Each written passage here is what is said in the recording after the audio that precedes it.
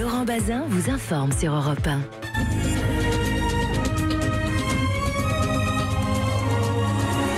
Alors c'était un 13h un peu spécial aujourd'hui sur TF1 puisqu'il se déroulait dans une classe d'école de l'Orne avec un président et Jean-Pierre Pernaut, ça c'était le point fixe si j'ose dire, le présentateur iconique de TF1. Voilà le casting et le décor de l'entretien accordé donc par Emmanuel Macron ce midi. Exercice réussi ou pas, c'est la question que je vous pose ce soir et on va en parler bien évidemment. 39-21 pour participer à notre discussion. On en parle avec Cécile Amar de l'Obs, bonsoir. Bonsoir. Et Ludovic Vigogne de l'Opinion. Bonsoir Laurent. Un mot du décor d'abord, tous les deux si vous le voulez bien. Ça compte un décor évidemment à la télévision. Est-ce que c'était une bonne idée d'aller parler de Syrie, de SNCF, d'hôpital, de retraite dans une salle de classe? Moi j'ai trouvé que sur la Syrie ça faisait très très très étrange. J'ai trouvé que, comme disent les ados, il se trouve que j'ai des ados, menacer Bachar el-Assad dans une classe de CE2, tout de suite Poutine il va flipper. J'ai trouvé qu'il y avait un décalage sur ça. Après sur le reste, on comprend, ça fait des belles images, mais j'ai trouvé que la Syrie, plus c'est les premières minutes, voilà, ça s'est vraiment décalé. Moi j'ai trouvé ça plutôt réussi. Bien sûr c'était de la mise en scène, mais c'était assez moderne, c'était assez léché, et puis ça voulait dire ce que ça voulait dire. Voilà, il voulait parler à la France des territoires, à la France profonde. Le lieu y correspondait, et en même temps il y avait un mélange de modernité, parce que cette classe elle était très moderne. On nous a répété plusieurs fois que elle était technologiquement très avancée, donc je trouvais ça plutôt réussi. Le président en tout cas avait travaillé ses punchlines comme disent les communicants, parfois même les journalistes. Voici donc quelques phrases choc en français sélectionnées par Thierry Dagiral. Je veux une société juste. J'ai jamais pris un retraité pour un portefeuille. Il n'y aura pas d'examen en chocolat dans la République. Le cœur de la bataille pour moi, c'est le travail. Il ne faut pas raconter non plus des carabistouilles à nos concitoyens. Hein. Alors la carabistouille, on y avait déjà eu droit, je pense, pendant la campagne. Hein. Exercice réussi ou pas en termes de communication, puisqu'il s'agissait de passer un message, et d'ailleurs lequel ? Moi j'ai trouvé ça plutôt réussi. Alors il ne faut pas oublier quel était le format. Hein. Quand on a su que Emmanuel Macron voulait s'exprimer au 13h de Jean-Pierre Pernaut, on a tout de suite compris, si on va chez Pernaut, c'est qu'on veut parler aux campagnes, qu'on veut parler aux retraités. Donc Emmanuel Macron, il avait deux objectifs, c'était se décoller l'étiquette de président des riches et l'étiquette de président des métropoles.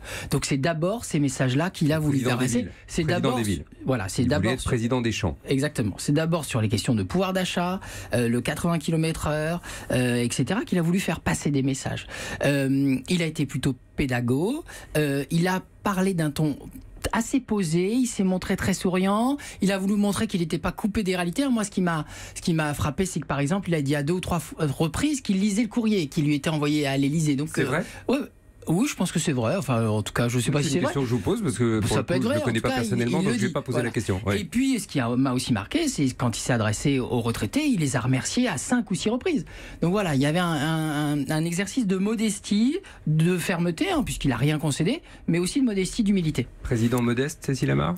En tout cas, il vient là dans une figure qui est extrêmement classique en politique, c'est-à-dire un président de la République ou un élu qui commence à décevoir les gens.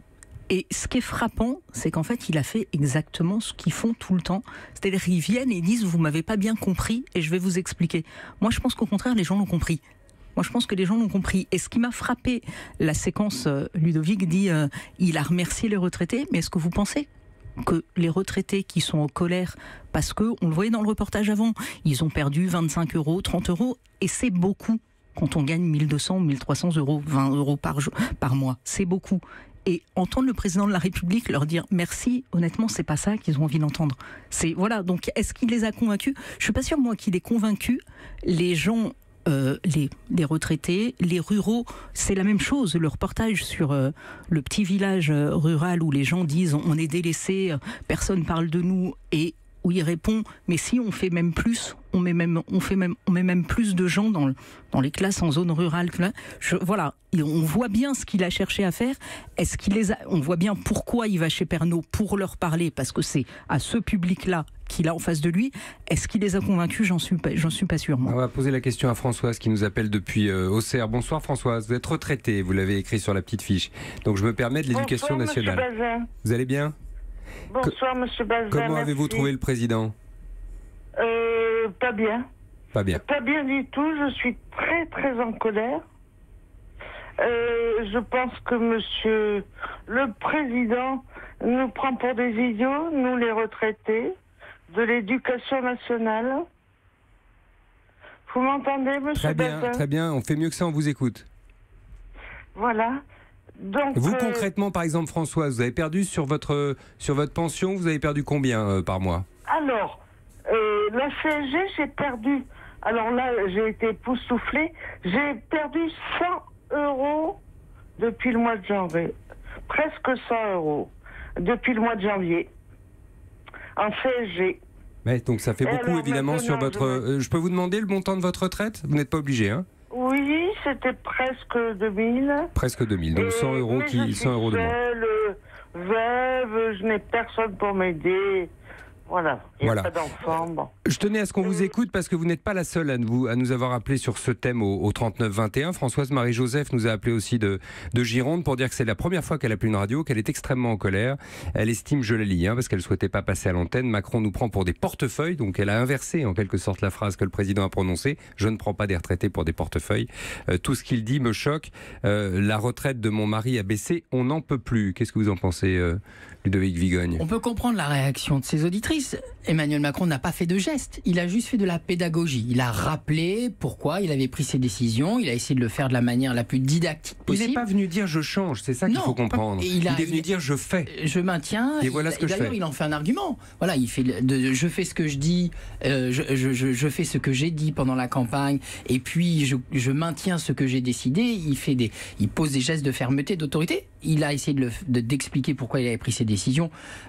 C'est de manière simple, pédagogique. Alors, et on peut comprendre qu'effectivement, à partir du moment où il n'a pas fait de geste, ça n'avait pas changé la colère des retraités qui ont vu leur retraite diminuer à cause de l'augmentation de la CSG. De la CSG. Ce qui est très intéressant dans ce que vous disiez tout à l'heure, en particulier Cécile Amar, c'est vous dites il est dans l'exercice classique du président qui, au bout d'un an de mandat, doit venir s'expliquer. Oui, on voit bien. Mais qui ne vient pas annoncer qu'il change de cap. Il ne vient pas annoncer qu'il change de cap. Ce qui est logique, il n'a pas été élu pour ça, il le répète. C'est pas une critique. Ce que je veux dire, c'est que c'est un exercice classique. Mais forcément, les gens qui sont pas contents de sa politique, en fait, leur problème, c'est pas qu'ils viennent leur dire « mais si, j'ai raison de le faire ». Eux, ils ont envie de l'entendre dire « je me suis trompé, je vais changer ». Donc forcément, il y a un problème entre des gens pas contents pour des gestes et quelqu'un qui leur dit « voilà pourquoi je l'ai fait ». Il va même plus loin, moi je trouve, il va même plus loin. C'est-à-dire que, alors que dans la majorité, certains réclament des gestes sociaux, des mesures sociales, lui il assume complètement le fait que la justice, c'est pas maintenant. Maintenant, c'est les résultats économiques. Maintenant, c'est être fort sur le plan économique. Donc, c'est des mesures, effectivement, qui peuvent nécessiter des efforts, demander des efforts aux Français, mais que la justice, il assume, ce sera pas maintenant. Effort, c'est un mot qu'il a prononcé à de nombreuses reprises, d'ailleurs, pendant cette heure passée sur TF1. Vous êtes très nombreux à nous appeler au 39-21. On va vous faire de la place, bien évidemment, juste après la pause. A tout de suite. Europe Soir, Laurent Bazin sur Europe 1. Emmanuel Macron vous a-t-il convaincu ? On en parle avec vous ce soir au 39-21 en compagnie de Cécile Amar de l'Obs et de Ludovic Vigogne de l'Opinion. Avis contrasté, pour l'instant assez négatif de ce qu'on a entendu de Françoise par exemple, qui était retraitée de l'Éducation nationale, qui nous appelait avant la pause. C'est votre cas aussi, je parle de négatif là sur la prestation du président Macron. Vous nous appelez Abdel de Waterloo dans le Nord. Oui, bonjour Monsieur Bazin. Bonjour à vous. C'est la manière pour vous qui n'y était pas, hein ?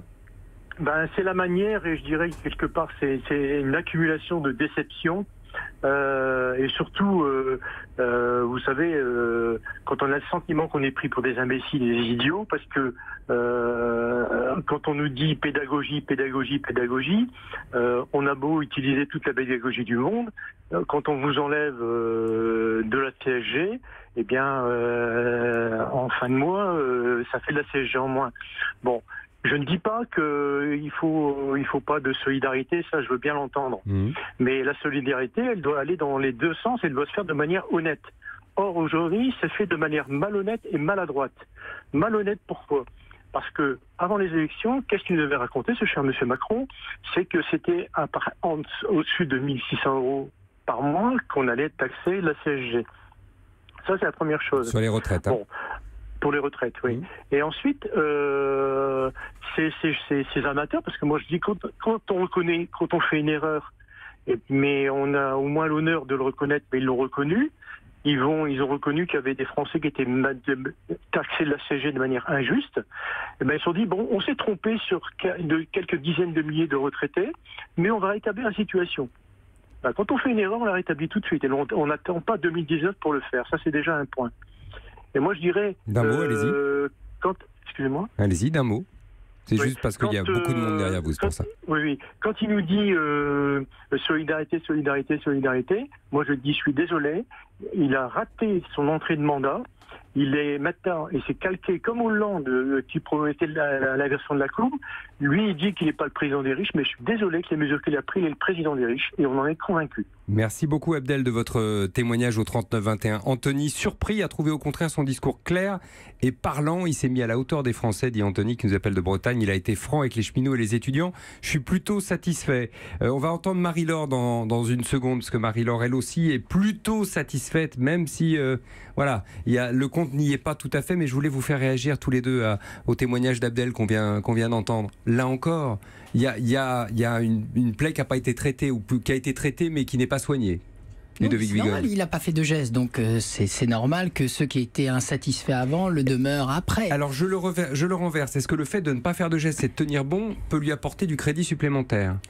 Je suis pas sûr, parce que on est vraiment là sur un point très sensible. Il y a une vraie colère des retraités qui s'estiment vraiment qui votent le plus aux élections, on rappelle. Voilà. Après, ce qui est très intéressant sur le plan politique, c'est qu'il assume vraiment son positionnement de centre droit. Moi, je trouve que vraiment sur le plan économique, sur le plan régalien, c'est vraiment un président de centre droit, et que ça s'est vu pendant l'1h15 face à Jean-Pierre Pernaut sur tous les sujets. Ouais. Bonsoir Marie-Laure.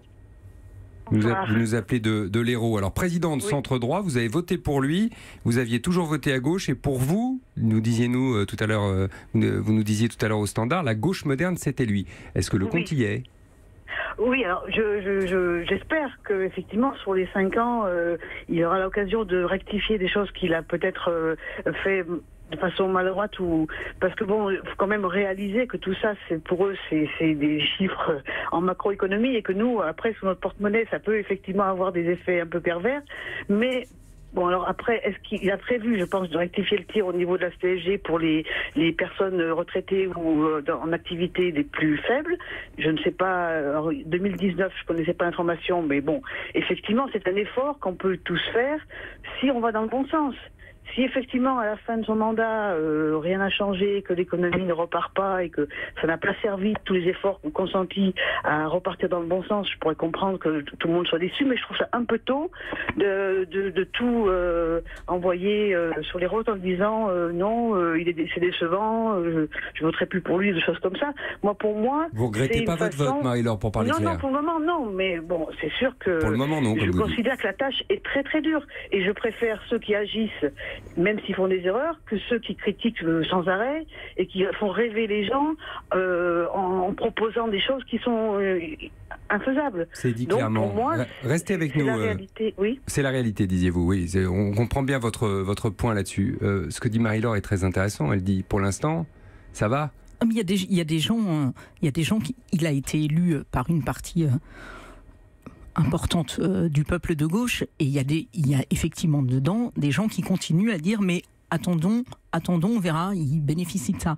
Après, ce qui est intéressant dans ce qu'il fait, dans ce qu'il dit, et Ludovic le disait tout à l'heure, c'est-à-dire il dit il faut faire des efforts maintenant et après ça ira mieux. Il faut toujours faire attention sur les gens qui font un quinquennat en espèce de 2 phases. François Hollande n'a pas fait l'inverse. Hein, non mais il l'a dit exactement la même chose, sauf que la deuxième phase, elle n'est jamais arrivée.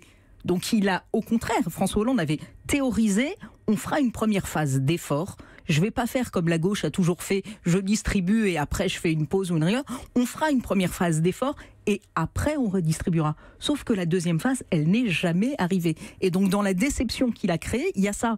Donc c'est toujours une figure rhétorique très compliquée de dire faites des efforts maintenant, ça ira mieux et après vous verrez. Parce qu'en fait, les gens... Son vrai risque est là, c'est ça que vous êtes en train de m'expliquer l'un et l'autre en vérité. C'est-à-dire il faudra qu'à un moment, les comptes repasse dans le vert et qu'il puisse redistribuer. Oui, il faudra qu'il y ait des preuves que les efforts qui sont faits apportent leurs fruits, et il faudra même, au-delà de ça, qu'il est un président qui réforme vraiment en profondeur le pays, comme il l'a promis, et comme beaucoup de Français ont eu le sentiment que lui, de cette génération-là, avec cette nouvelle méthode-là, avec ces gens-là, pourrait le faire. Tout est à démontrer. Après, il est tellement dépendant des facteurs extérieurs. Je veux dire, aujourd'hui, la situation économique est plutôt au beau fixe pour la France. Oui. Qu'en sera-t-il dans 1 an et demi, dans 2 ans ? Bon, alors là, si ça se gâte, la redistribution, elle sera largement remise en cause. Mais son intention est là, en tout cas. Ils en témoignent. Il dit aux gens, faites des efforts pour le pays, et voilà, et faites-moi confiance, vous verrez. Quand on dit ça, faut qu'ils voient les gens après.